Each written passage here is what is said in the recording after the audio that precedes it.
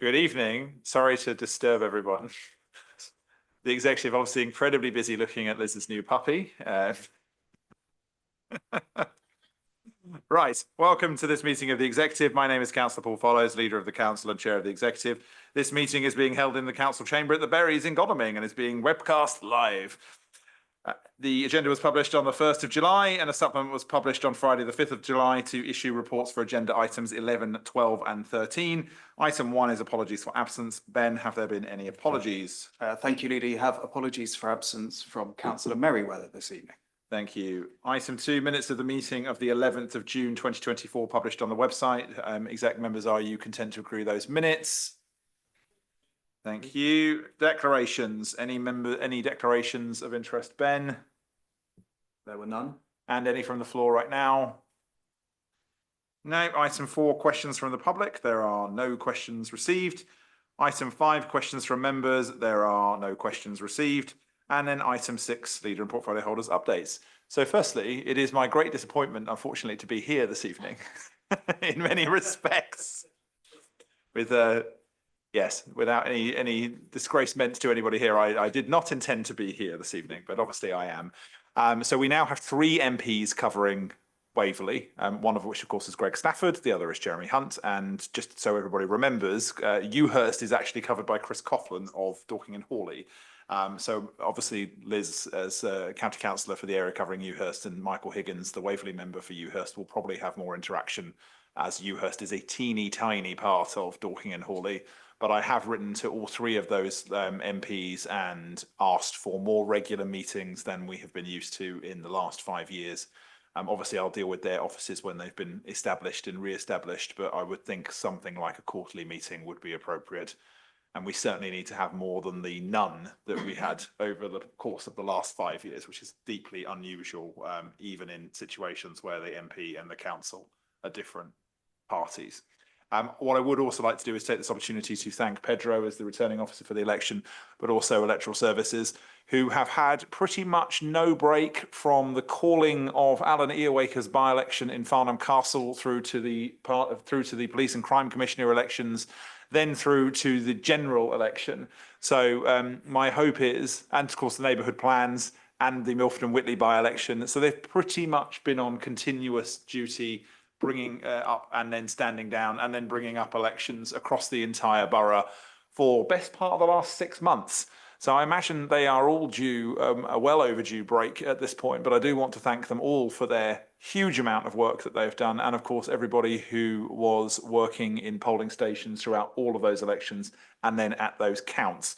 Those counts, particularly at the general, were a fairly fraught endeavour. I managed to do 21,000 steps around just the Edge Leisure Centre, which is actually slightly less than last time. But it was a long night for everybody. So anyway, on that note, I will then hand over to Councillor Fairclough. Thank you, Paul. Very quick update. As I think all members of the executive know, Brightwells is approaching the date for practical completion, a very important date, and as such, all parties are working very hard to ensure that everything is in line for that to take place. As I think you are all aware, there are challenges to be met. There are decisions to be made, but the most important thing is that everyone is committed to make Brightwells a success. So we push on and we look forward to August the 15th. Thanks, Tony. I'm just going to go round rather than follow the papers. Kika. I'm going to be speaking later, so I've got nothing else at the moment. Thank you, Kika. Steve. Yes, nothing really to add except to reiterate the comment of the leader that I was hoping not to see him here today, but it's a delight to see him here today. Thank you, Steve. Liz. And can I just say that Parliament's huge loss is definitely our gain, and it is really good to continue working with you and on all the projects that we have got coming forward for this borough, and that we can see them to fruition. So we are very pleased to see you here, but we would have also been extremely delighted, and it was very close. And can I echo your request as well for our members of parliament to have some involvement with this borough council and hopefully, you know, quarterly meetings at the very least. My economic development team have been involved with the recovery group for the serious fuel leak that most members will be aware of that took place in Bramley. Since the winding up of the Gold Command, which didn't actually exist for very long, Waverley has now set up an officer-led recovery coordination group and is liaising with all stakeholders, including local businesses. After a recent conversation with the Waverley Recovery Group lead, ASDA suggested a further meeting with the community to update them on the work so far and also to advise them on the off-site remediation work. And Thames Water has also been invited to attend to update on the situation with water supplies. And this meeting has been set up for next Tuesday, the 16th of July at Bramley Village Hall, commencing at 6:30 p.m. ASDA representatives will definitely be there, including Lord Rose, who is the, I know that he wants to attend, which is the chairman of ASDA as well. So hopefully he will be able to attend there. I'm sure residents will be very pleased to see him. The new government have made it very clear that there will be changes in the planning system, and these will be at some pace. So officers are waiting to hear what those will be, and will obviously be taking part in any review of the MPPF and looking at the impact on the local plan process. I did mention that the economic development team are involved in the recovery group and also have carried out a survey of the businesses in Bramley that have been affected, and will continue to be involved with meetings with those local businesses going forward. So that's all I've got to say, Leader, at the moment, because I'm speaking later on on a couple of items. Thank you. Thank you, Liz. Victoria. Thank you, Leader. I would also like to extend my thanks to our Chief Executive, Pedro, for his role as Acting Returning Officer at the Count last week, and also to our Strategic Director for Legal and Democratic Services, Susan Sale, for her role doing the same at Guildford. To all of our staff, Robin Taylor, the whole elections team, our democratic services staff, and our volunteers from across the council and beyond for running such a professional operation on election day. We are aware of just how much work goes into preparing for elections, staffing polling stations, checking that everything is being done as it should on the day, and managing the counts. And we couldn't do this without everyone's massive efforts. So we thank you all. My thanks also to our trainer, Jill Sinclair, and officers for the member officer training on Monday afternoon in Waverley and in the evening in Guildford. We discussed good governance, good decision making, codes of conduct, council and councillor and officer working relationships. It was great to run these sessions with our colleagues at Guildford Borough Council and to be able to offer 2 time slots for members. I'm pleased to see a number of members were there, and for those who couldn't make it, a Zoom recording has been circulated. And finally, work continues on our corporate strategy, and I look forward to it coming to a future executive meeting along with comments from scrutiny when they've had a chance to review it also. Thank you. Thank you, Victoria. Janet? Thank you, Leader. I too want to just express my disappointment seeing you here tonight in the nicest possible way, but I am also absolutely delighted to see you. And I echo all the sentiments and things that everybody else has said. So onwards and upwards. Thank you, Janet. Paul?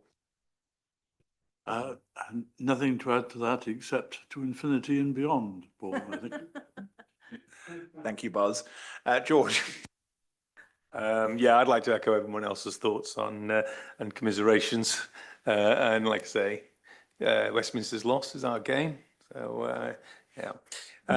The one thing I have been doing is working on the customer services, the Ombudsman report. I did get it for the 22-23. I've now got the 23 report, which I had to make public comments on the website by the 30th of June, which I managed to do.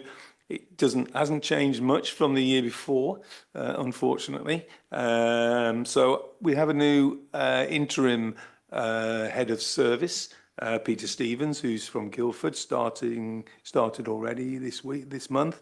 So I'm setting up monthly meetings with Stephen to look through how we can come up with work through improvements to the customer service handling And that's going to be my focus over the next 12 months. And also I'm joining the Landlord Services, EWG, to work specifically on the housing element of it. Thank you very much. Thanks, George. That's really good to hear. And just to conclude, firstly, thank you everybody for your comments. And it's also, I think, just nice to be able to say for the first time in 14 years that we seem to have a government that is intent on employing experts in roles such as being cabinet ministers. We've got a housing minister who has come from social housing. We have an education secretary who had free school meals. We've got a climate change secretary who actually believes it's a thing. And we've got a local government minister who is somebody who also, I mean, she's grown up in social housing, and we've finally dealt with the ridiculous notion that levelling up was ever something that a government was taking seriously.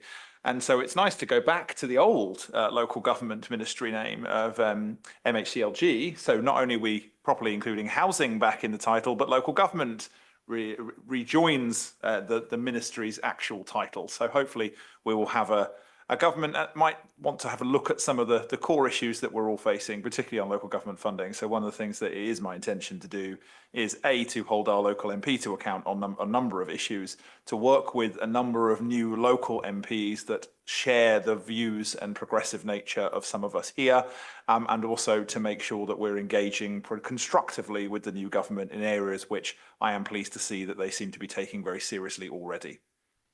Okay, sorry, Janet. Yeah. I just wanted to also add James Timpson to the list there. James Timpson, Prisons Minister, who actually is somebody who actually knows what he's talking about. He's the ex-chair of the Prison Reform Trust, which I used to work for, and all we did was lobby against banging more and more people up. As opposed to a prisons minister that might have been a criminal in the old days. Anyway, George, sorry. Sorry, and if I can add one further thing, the one thing one of my favourite things is service. And he mentioned it 1,000 times, that the government will be in the service of the people. And that really resonated with me, of course, as a service provider. I mean, so for now, guarded optimism, I think, is valid while this new government looks at the mess it's inherited and making sure that we engage with them constructively going forward. And that's certainly my intention to do so. There are plenty of areas that we need to engage on. The very first one I'm likely to be engaging on is the subject of Dunsfold. For example, a minor change to consider acidization back under the definition of fracking would very quickly, cheaply and effectively render any operational effort in Dunsfold moot.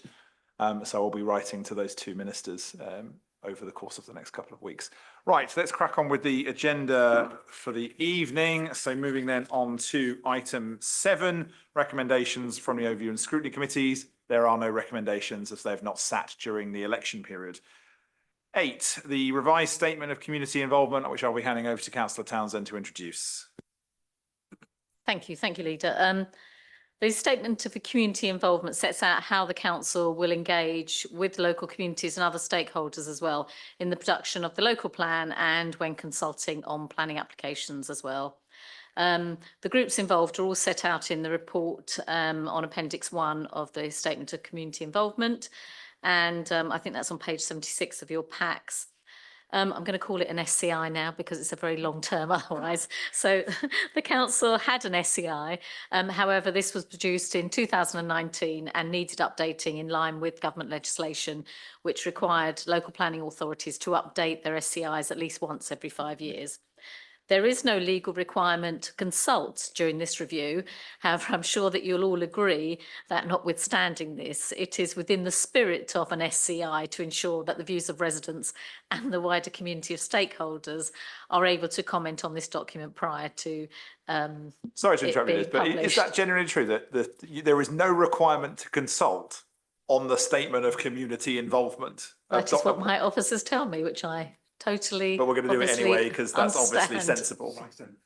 Thank you, Liz. Sorry to interrupt you. So we actually chose to consult, and we actually held a 7-week consultation period, and the representations received are published in the pack from page 21 onwards. And I'd like to thank everyone who took the time to respond. It is greatly appreciated. You know, we do want our community to put forward their opinions on local plan documents.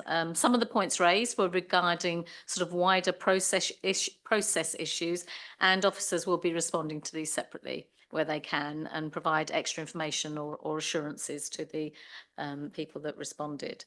The SCI also sets out how the council will provide advice or assistance to qualifying bodies in the preparation or modification of neighbourhood plans as well. Obviously, we're waiting to see what the government might be doing about neighbourhood plans and obviously the NPPF as well. This SCI provides the framework for who the council will consult with, when, as well as the methods we will use for the consultation and how comments will be dealt with that are submitted. The SCI sets out a minimum level of consultation that will be undertaken. However, this does not mean that in certain cases, and where appropriate, to the level of the development being proposed, that additional consultation may well be carried out as well. And we may, of course, as I mentioned, need to revise this again should the new government proceed with the plan making reforms which were set out within the Levelling Up and Regeneration Act. However, they seem to have got rid of the word levelling up quite rapidly, so perhaps I'm not sure what that the legislation is going to happen with that. They may, of course, bring forward alternative legislation. Obviously, officers will keep an eye on this and amend any documents in accordance with new guidance or legislation that's brought forward. The recommendation on this particular report is that the council adopts the revised SCI and recommends that the council, recommends to council that they adopt the revised SCI. So I don't know whether anybody's got any questions on that. Keegan, yeah. I just reading through the survey and what people had to say was very interesting because there was a real level of mistrust towards the council, which is common, I think, across the nation in actual fact with councils. And a need for greater power to influence things that are going on. I think it's amazing that this isn't a statutory thing, but this is actually something I think is very, very important. And I do know, as far as I'm concerned, from something that happened to me in my ward with Waverley some years ago, was opposite my house there's a wreck with a couple of swings in it. And we were sent out down the road in the area, a thing from Waverley to say, would you like a whole load more play furniture in there? And I said, absolutely not. I live on a bridle path. It would mean more people coming and parking. It would mean a lot more noise. And so, no, I didn't want it. And when I rang up and spoke to the officer, I was told, well, it's too bad, because even though you said you didn't want it, and we did the thing that is democratic, tick the boxes, you're getting it anyway, because that was allocated and we would waste the money otherwise. And that's fine, okay, that's fine. But what I wanted to know was there a majority vote that said they didn't want it? And I didn't know that, and I couldn't find that out. So it's things like that. I mean, that was some years ago, I have to say, but there was things like that, and you go, excuse me, I would very much like to have more effect and influence on what's happening in my area. And I think that's something that I felt in terms of all of this, is that the survey showed, and I know it was only, there wasn't a huge amount of different people, but it did show a sort of sense of, oh, well, even when we do complain, nothing happens. So I think that's a common feeling, and also a sense that, well, you can just suck it up if and it just makes you go tonto, you really think, please, I am entitled to know these things. Thanks. If exec can refrain from going totally tonto across the meeting, I'd appreciate that. Liz and then Victoria. Thank you, leader, and thank you, Kika. I would just say that that we have made a commitment to be far more transparent than probably the previous administration that you're referring to, that we're already obviously working with our towns and parishes at a very early stage with the local plan. And also the fact, that my officers are really, really keen to engage with the community. I would caveat that with, obviously we have to work within the planning legislation and guidance. And what you were talking about was a bit of a separate issue, and I'm not sure what the details were. But I do sometimes, coming from an activist background, having started off as being that person that was, writing to Waverley about planning applications, I have seen exactly both sides of it, and I do know how frustrating it is when you appears that what you're saying and putting forward is not being recognised or validated. And that's why within certain of the questions that I mentioned earlier, that with regard to process, that we will be getting in contact with those people separately just to confirm what the process is, because it's not part of the statement of community involvement there. So I think we are much more open. If anyone wants to contact me, I'm very happy to talk. I know that Claire also, is very open to speaking to people. So and I think that, unfortunately, we are dealing with something. Usually someone's biggest asset is their home usually. And obviously anything that affects that or might affect that, impact that in some way is really, really important to people. And we should never, never underestimate, that people do want to obviously ensure that development that is put forward is not only the best quality of development that we can have, but also protects the environment as well. And I think that we are trying to make those advances, but within the constraints, obviously, of the legislation that we have to follow, and we don't always like. Thank you. And it is likely to be in some flux for a while. Victoria. Thank you. Thank you to Councillor Townsend and to the officers for all of their efforts on this. I'm pleased to hear that despite the curious lack of requirement to consult, that we went far beyond this and held that 7-week consultation. I was also particularly pleased to see that there has been an acknowledgement that hard to reach groups are in fact seldom heard groups, and that the council will be actively seeking to involve seldom heard groups in the planning process, as they really shouldn't be hard to reach. So well done. Councillor Crowe. I was going to make exactly the same point, so I will not say it again. Right, Steve. Yes, again, just reiterating the need to secure greater community involvement, and I applaud the work that's been done, and I just again express the kind of hope that's been expressed earlier this evening in relation to the new government, that actually in the same way as we want to listen to our community, we would very much welcome a government that actually listens to local government and actually enables local government to be able to be empowered to represent their communities in the way that we would wish. Absolutely. Right. Any further speakers? In which case I'll bring us back to the recommendation, which is in 2 parts, that we note the consultee responses and recommends that the council adopts the revised statement of community involvement. Can I have all those in favour, please show? Thank you very much, everyone. Okay, moving then to Way Court East. Can I just confirm we've got Councillor Hyman on the Zoom ready to go? Thank you. Right, Councillor Townsend, in lieu of Councillor Merriweather, will be introducing this item. Thank you, Leader. The report on page 83 of your pack seeks approval for a capital budget for repairs to the roof of Way Court East. The need for these further repairs became apparent whilst works were taking place to remodel the building to become a new and modern GP surgery, which provides an excellent long-term tenant for Waverley and improved facilities for residents, with a larger, more accessible facility delivering improved and expanded services. The tenant has been kept fully informed of the issues.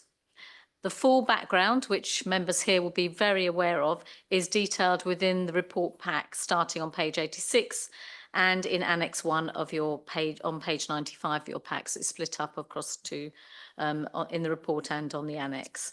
There is also a exempt annex, and obviously we're hoping not to go into a private session this evening. But if members do want to ask questions on that, then obviously we would need to go to a vote, and obviously the leader will be responsible for dealing with that. As the report outlines, it became clear as the remodelling work progressed that there were signs of leaks in the various pitched roofs. Replacement of the failing roof tiles had been instructed. However, it became clear that we would not be able to secure the necessary guarantees unless the connecting zinc and lead roofs were also replaced. There are also issues with box gutters and outlets. It's quite a complex roof. That it's also recommended that these also should be addressed at this time. As I mentioned, there's a complex and ageing nature of the roof with a complex interconnecting mixture of roof types, together with the opportunity to future-proof the building. We should take this opportunity now to future-proof the building, thereby protecting our asset and also our revenue going forward. So we are recommending that a full replacement of the roof is approved. By instructing a full suite of works now, the council will be de-risking the building from potential significant future issues arising. The recommendation is for a supplementary estimate of £207,718.96, which will be funded by additional borrowing. However, as members will note from paragraph 10.6 of the report, the overall borrowing for this scheme has actually decreased when compared to the original council approval due to the award of SIL. And officers will be looking for every opportunity to value engineer this project, and will be looking for any opportunities for cost savings. The summary of the options considered is outlined on page 90 of the pack, together with the conclusions reached. And I'm joined this evening by officers, should anybody have complex questions that I will be unable to perhaps answer. Members, as I've said, will note that part of the report is exempt. So that's all I've got to say at the moment. Thank you. Thank you, Liz. And just also to reflect not just on paragraph 10.6, but 10.5, which indicates that the current valuation is over £2.6 million more than its original valuation. So this is something that's an unfortunate thing that we have to absorb, but is still actually good value for the council, and will certainly be a good asset for the people of Farnham as well, considering what it's actually going to be doing at Wakewell East. We've got one speaker. I will remind the room and the Zoom that there are parts of this in exempt, and it is not my intention to take this into exempt. Councillor Hyman. Thank you very much, Leader, and yeah, happy and sad to see you there. Now, avoiding the numbers that are on page 101, which is the pink page. We've got figures there for the purchase price. We've got figures there for the costs. I'm just wondering, please, really looking at lessons learned and lessons to learn from this. Are there other costs? I'd like to ask, are there other costs in terms of perhaps staff time, professional fees, charges, taxes, rates, or whatever that haven't been included in those figures? If so, are we able to be told what they are without going into exempt? And that's up to members as to whether they'd wish to know, depending on the answer, of course. The original valuation is there. Was that a figure based on it being unlet? Because we have a current valuation figure as well there, considerably higher, which I assume, I suppose, is that is assuming an income from it. It's a let evaluation with it let as a business. Is that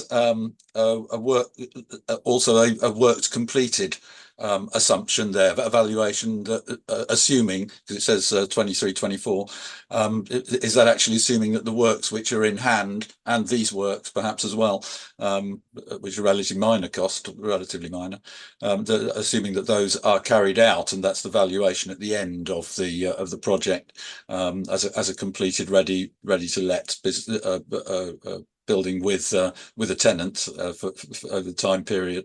So really, I'm just asking: are we comparing apples with apples in these figures that we've got? Are all the factors and the costs considered within the data that we've got here? What assumptions perhaps are there that we should be told that have been made? As I say, lessons learned and lessons to learn. So. Do these figures include the cost of staff time, professional costs, all the rest of it? And, do these figures here represent let or unlet? What basis, what are the assumptions behind them? I hope that we might be able to deal with that without going into exempt. And if not, then perhaps we could have those answers to members and myself in writing after the meeting. Not tonight, there's a football match on, but another day. Thank you very much indeed, Leader. Thank you, Jerry. I don't believe it's possible for us to answer that verbally without straying into exempt. So I'm going to take you up on your offer for a full written reply that covers all of those different issues. I think that's probably the most fair and fulsome way that we can respond to you.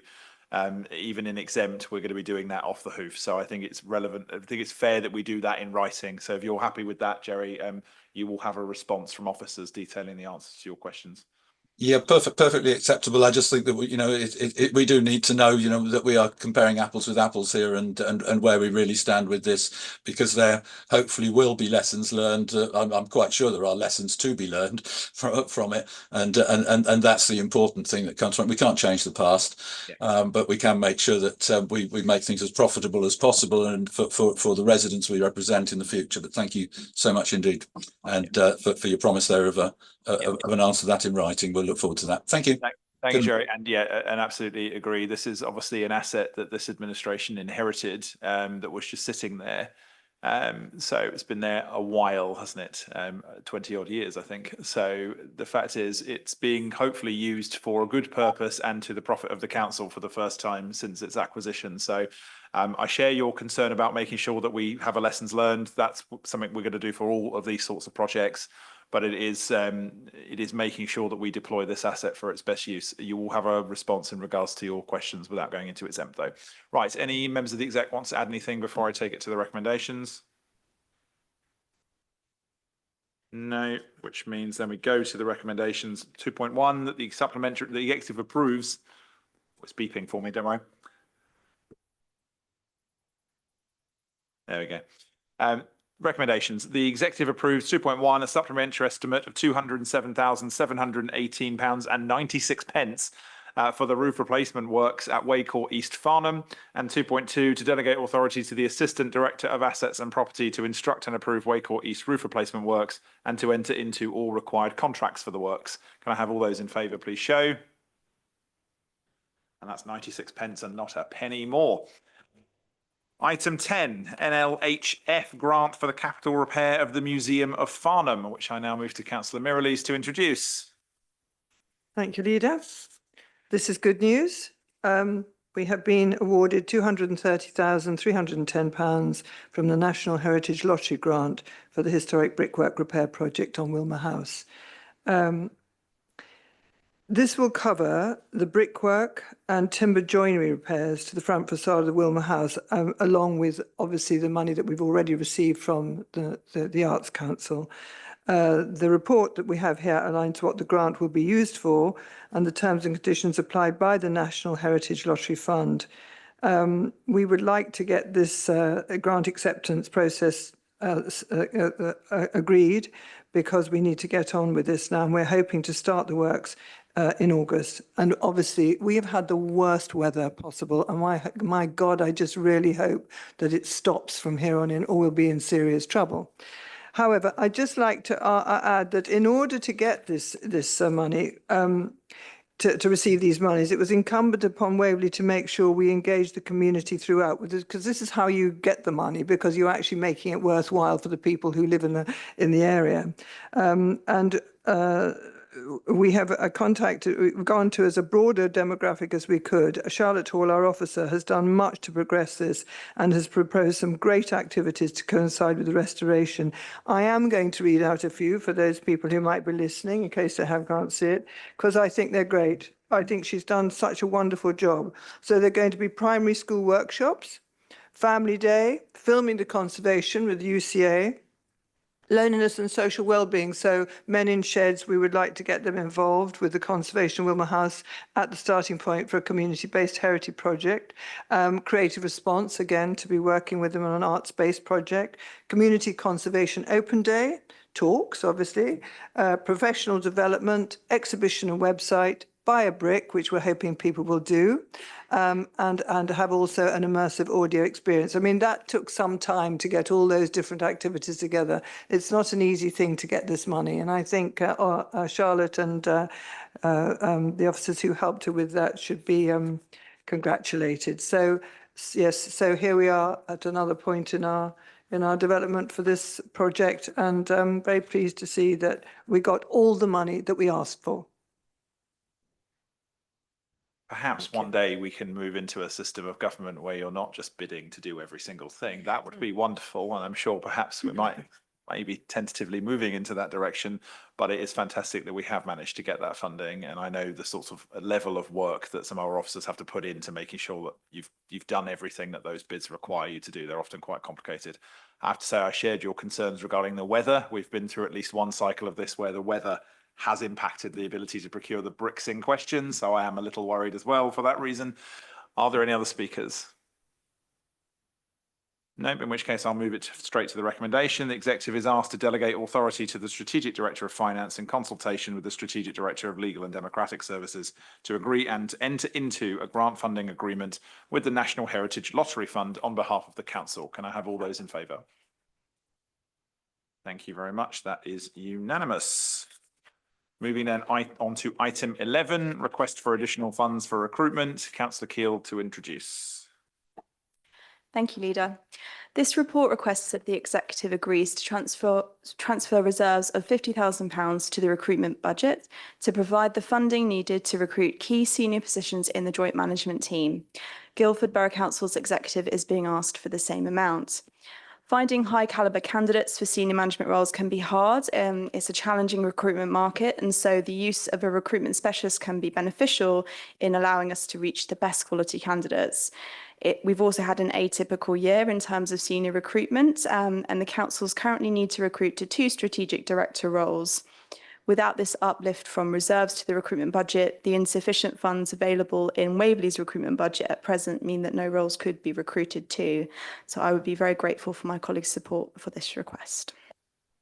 Thank you, Victoria. I mean, there are a number of areas here where we've got officers under a great deal of high workload and stress because there are serious gaps in the organisations in which they work. And so I think to leave this unattended would be negligent, frankly. It is unfortunate that we have to do it, but I think it is also incredibly necessary. Are there any other comments from anybody else? Nope, in which case I'll move to the recommendation. Recommendation is that the executive agree to transfer the transfer of reserves of £50,000 at both Waverley and Guildford Borough Council, totalling £100,000, into the recruitment budget to provide funding needed for the recruitment of key senior positions in the joint management team. Can I have all those in favour, please show? Thank you very much. Chaps, are you voting? There we go. Thank you. And then moving, and then moving on to item 12, route to market for off-street car parking enforcement. Yeah. Councillor Tony Fairclough to introduce. Thank you, Paul. So this paper deals with the enforcement of off-street parking in Waverley, effectively those officers that check to make sure that the public has purchased the right ticket to park in our car parks. I'd like to start by thanking the officers responsible for preparing this paper, in particular Kelvin Mills and Mark Davis, who I believe is online should we need him, who's not enjoying the best of health at the moment, so get well soon, Mark. And I think it's important also to start and remember that this is an officer recommendation rather than a political appointment. The 5 options presented within the paper have been fully considered on their own merits. Realistically, there were probably only 2. That one was we retain the incumbent, NSL, and the second is that we look for an alternative, namely for Guildford Borough Council to provide the service for us. And I'm well aware that should we go that route, and it is the recommendation of the officers that we do, that there will be political questions asked. And that is a good thing, actually, because given the nature of those political questions, my honest appraisal is that the considerations have been looked at, re-looked at, and questioned again, far more so than they might normally have been done so. And therefore, I am extremely confident that the recommendation in front of you is in fact the right one. The officers did consider one other option to the two I outlined within the 5, and that was to create a new standalone in-house enforcement team for Waverley.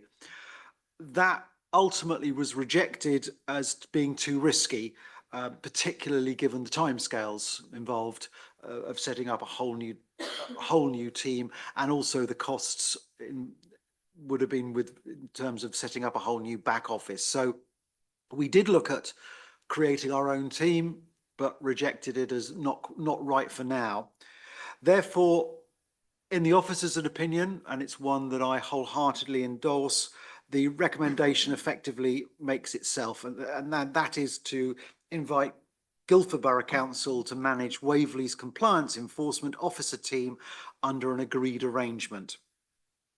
And that is an arrangement that our officers believe will offer a better, a more resilient service that we currently enjoy with NSL, who have provided a very good service, and this service will be better than that. So that, again, is a fantastic thing. And it's one that, again, our officers believe will offer greater value for money for Waverley residents. Not only is there a potential to save money, and those of you who've looked at the exempt papers will understand where those savings come from, or those potential savings come from. But actually, having discussed the brief with the colleagues at Guildford Borough Council, the feeling is here that the Guildford team will in fact be more proactive in their enforcement, and therefore perhaps initially raise more money, but ultimately means that hopefully people will understand that it is important to buy the right car park ticket, and therefore we will end up making more money, or our revenues will increase as a result of that. So with that in mind, I wholeheartedly commend the recommendation 2.1 to the executive. Thank you. Thank you, Tony. Just to remind everybody that there are, of course, exempt annexes for this as well. And just a couple of comments from me. Whilst it would obviously be my preference most of the time to bring a service directly in-house, the option of it being delivered by our partner authority is clearly preferable to me than a private company, whether it be widgets or parking enforcement or water. Whenever you have a private company extracting value out for what it needs to do, any private company, any owner is going to be extracting value, otherwise they wouldn't be bothering to do the job that they're doing. This means that any value is kept at least within local government, and that certainly is something that I would prefer, and I know many of you in this room would agree. Any other speakers? I've got Councillor Townsend and then Councillor Keele. I'd just like to say how much I support this recommendation. I know that there will be accusations probably cast at us yet again about mergers, but this is a clear sign of the benefits of a collaboration, which is what this is. Can I say that word again? Collaboration. You know, as well as providing value for money, this will create more depth and resilience as well in the Guildford team, which is to our benefit as well. And also there'll be far more accountability as well. I mean, I know that you've mentioned the NSL have been very good, and but it will be really a benefit to this council to have somebody like Guildford who we can then raise issues with or improvements to service with so much more easily.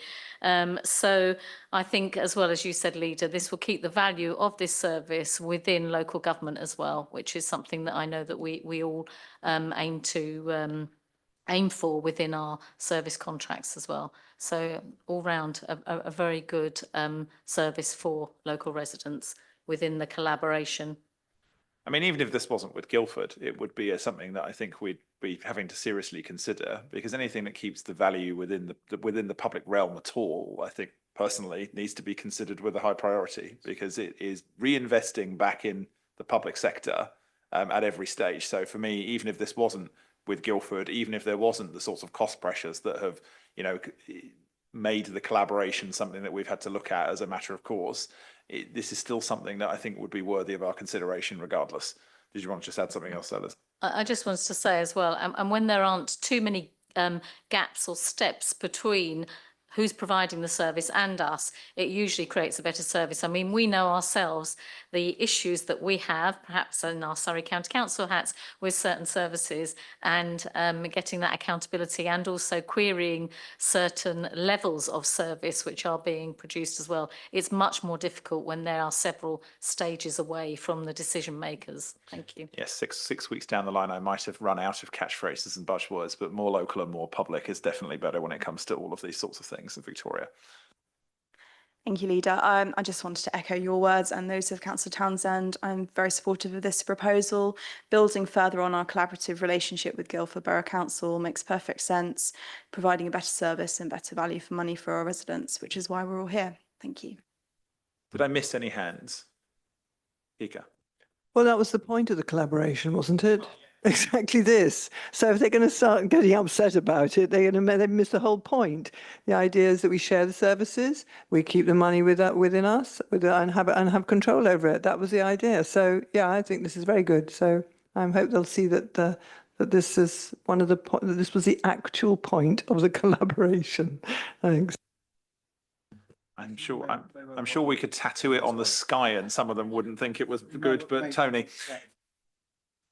I just would like to make one last point, because, yeah, Councillor Townsend, Councillor Keels, and indeed Councillor Mirralee's comments reflecting the leader's owns about this being a great example of the collaboration. Yes, that's important, very important, but I would like to re-emphasise that of the 5 options available, this one won on merit, and would have been chosen regardless of whether we were in a collaboration with Guildford. This is the best option available to Waverley and the best option available for Waverley's residents. The fact that we have extra benefits through the collaborative process, well, that's just double bubble. Thank you, Tony. Absolutely. Right, not seeing any further hands, I will move then to the recommendation. So the recommendations are that the executive approves 2.1, option 3, Guildford Borough Council to deliver Waverley Borough Council's off-street parking compliance enforcement officer function in an agreed arrangement as set out in Appendix 1, and 2.2, delegated authorities given to the Strategic Director for Place in conjunction with the portfolio holder for parking to enter into the contract following the conclusion of the Guildford 2P arrangements. This will dictate the final contract sum as set out in Section 11. Financial implications of this report. I have all those in favour, please show. Thank you, everyone. We're now on to item 13, the Charter Against Modern Slavery, which is with Councillor Keel to introduce. Thank you, Leader. This report builds upon a statement that Council made in October 2019, where it opposed slavery and human trafficking and never knowingly conducting business with partners, contractors, supply chain, or employees involved in such practices. The recommendation before you is that we enter into the Charter Against Modern Slavery as set out in Appendix 1. This will provide further clarity over the Council's position and will enable us to report transparently and openly on an annual basis on delivery against the Charter. It will become part of our revised procurement rules, which are due to go to Council next week, and will become part of our shared procurements with Guildford Borough Council, who have already adopted the Charter. Just by way of further background, the Standards and General Purposes Committee last week considered the revised procurement rules prior to their going to full council. They also agreed in principle to support the Modern Slavery Charter.